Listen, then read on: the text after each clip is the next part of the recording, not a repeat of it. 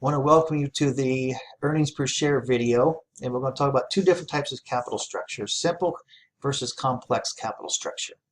A simple capital structure is a company that has common stock with nothing that's convertible into that can be converted into common stock, such as preferred stock, bonds, warrants, etc. You don't have any of those. If you have them, then that would be a complex capital structure. The complex is you have common stock, and then you have convertible bonds, convertible preferred stock, warrants, or options that can be converted. That makes it a complex structure. And your basic entry for your basic earnings per share is net income minus preferred dividends. It's just right for me to write there. And preferred dividends depends what kind of preferred stock you have. If it's non-cumulative, then the only preferred dividends you subtract off are the ones that you have declared. If it's cumulative, it doesn't matter whether it's been declared or not. And then you divide that by the weighted average common shares outstanding. So we're going to go through a little quick example on how to do weighted average and basic earnings per share and a little bit of diluted earnings per share. On January 1st, we have 12,000 shares. So we start with 12,000 shares. Now, cash dividends we don't care about. When we sold them, that means we issued the stock. When we bought them back, that's treasury stock, so we took them out of the market. And then we have a 2-for-1 split and a 10% stock dividend. Well, you handle splits and dividends if they happened at the beginning of the year.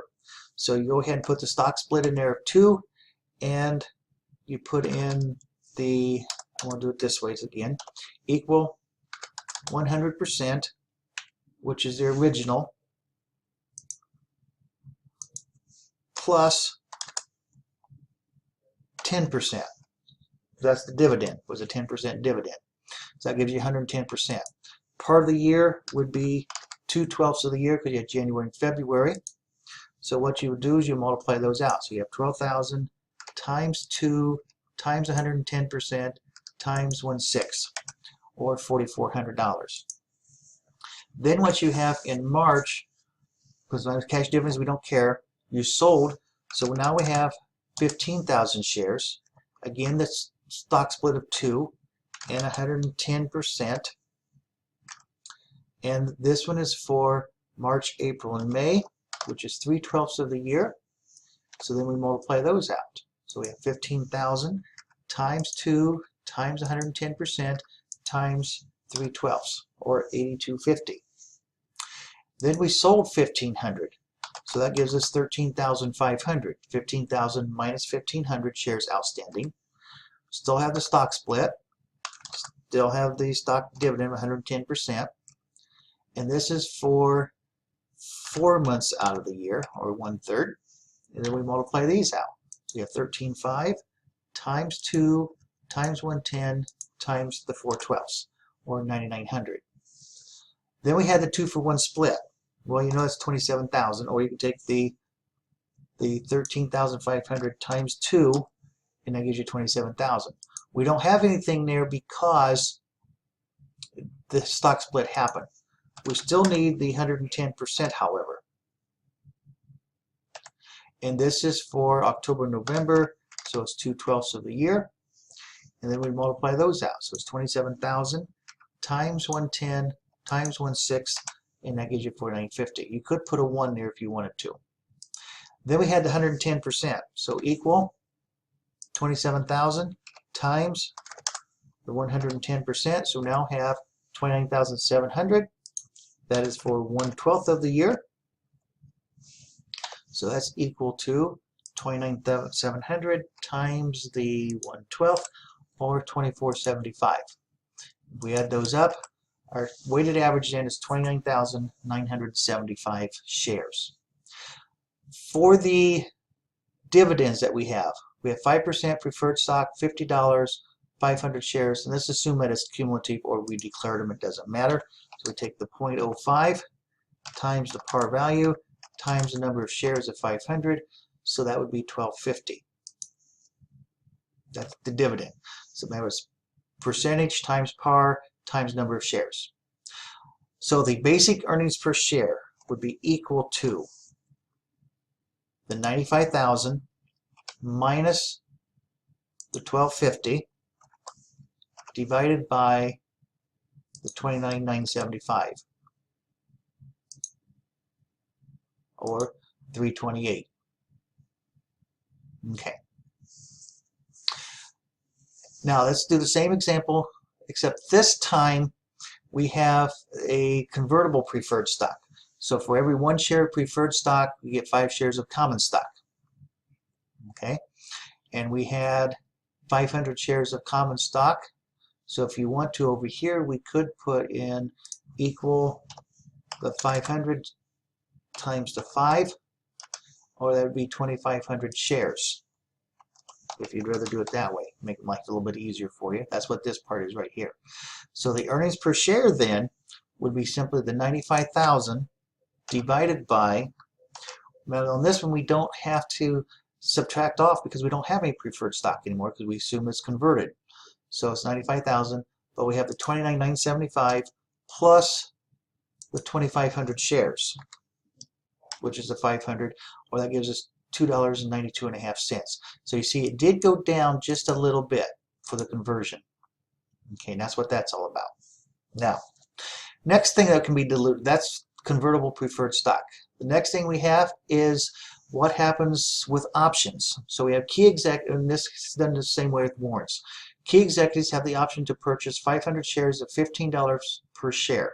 Okay, that's what they have to pay. Current market price is $25 a share. Net income is 95,000, and number of shares outstanding is currently 5,000 shares. Okay, here's how much you would receive if the options were exercised. You'd have 500 times 15, so you get $7,500. Remember, these options do not have to be exercised to be diluted. Okay, number of shares we're talking about is 500. If you took that 7,500 and went to the market, you take the 7,500 divided by the market price of $25, so they would purchase 300 shares. So the diluted earnings per share is the difference, the number of shares that would be dilutive. And that's 200 shares because you're not getting anything for those 200. Okay, so the basic earnings per share is the 95,000 divided by the 5,000 shares, or $19 a share.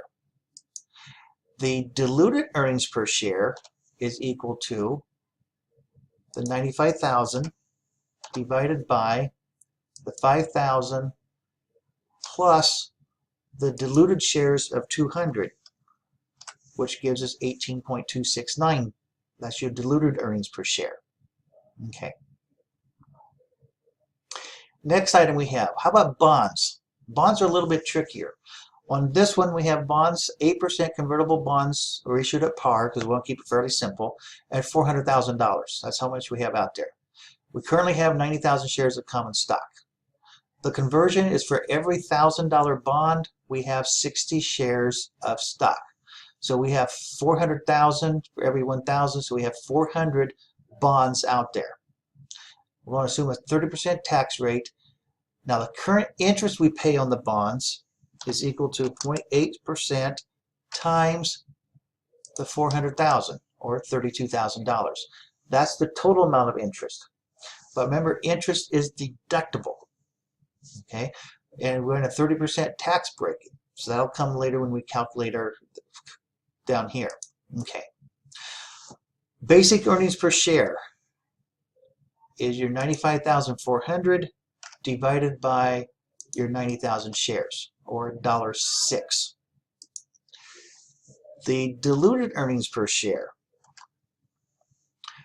well, it's the 95,400 plus the interest that you're saving, which is the 32,000 times 1 minus 0.3, because you're saving 70% of it.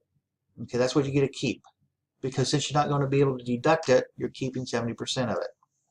Now, the interest, this number of shares, as you'll have the original 90,000 plus the 400 times the 60. So your new earnings per share is $1.03 on this situation. Okay. Now, this is when we have one thing at a time. Up here we had, that's just basic. We had the preferred stock that was convertible. Then we had options that are convertible. And then we had bonds that were convertible. Well, this is going to be a situation here is what happens if we have multiple things that we can have. Okay, so what we have to find is the incremental increase. So like security A could be 109 divided by 22,000. So that's 498. Security B is 85,000 divided by 50,000. Okay, that's $1.70. Security C is 453.60 divided by 80,000. That's 567. And the last one, security, we have, these are all convertible. That's why we're doing this. Divided by 57,000. Just because we calculated doesn't mean we're going to use it.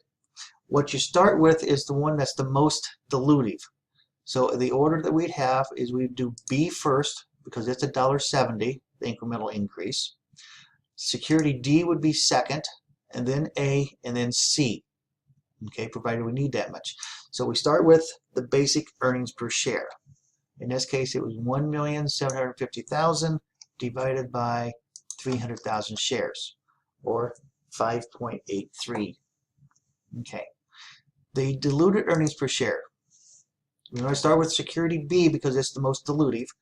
So we start with the 1,750,000 plus the increase of income of 85,000 divided by the 300,000 divided plus the increase in shares, 50,000. So that gives you 524. So it did go down. Okay, then the security D is 254. So we have to use that one. Okay, so that's equal to, again, the 1,750,000. Oh, let's do this. I'm going to have my parenthesis in here. The 1,750,000 plus we have security A in there plus security D's income. Okay, divided by the 300,000 plus the 50,000 plus the extra 57,000 increase in shares. And that gives us $4.86.4 cents. Okay. Now we look at the next one. We're at 484. The next one's 498. We're done because security A is not dilutive because it'll actually start increasing. So our answers would be the basic earnings per share would be 583. Diluted earnings per share would be 486. And again, we stop there because security A is higher than what we're at right now. So you just keep going until you until you start going up again. And as soon as the next one's higher, you're done. So that would be our answers. 583 for basic, diluted would be 486. And that is earnings per share. So I hope that helps. And that's it for now.